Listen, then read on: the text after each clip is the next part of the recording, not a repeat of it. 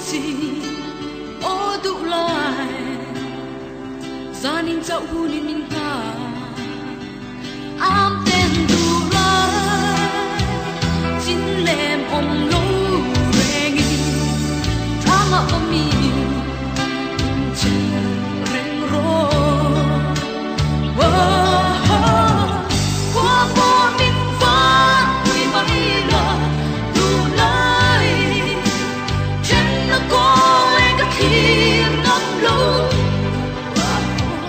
dần qua ra bay lâu lá tình riêng là cả đi lại kia suy lưu lên mình còn vui về là khá lên vòng vòng gì mình lại suy mình khá mối hiền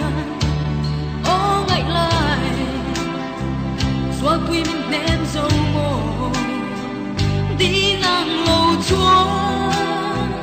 chính khuôn mà riêng kẻ ý đi rây cả rùa ô lùng ô đi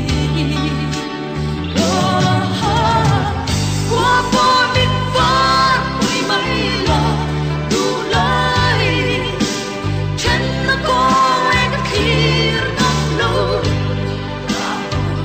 dần qua ra bay lâu lá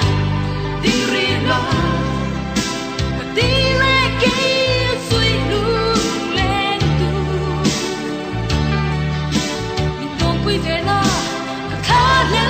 vòng vòng gì mình ngại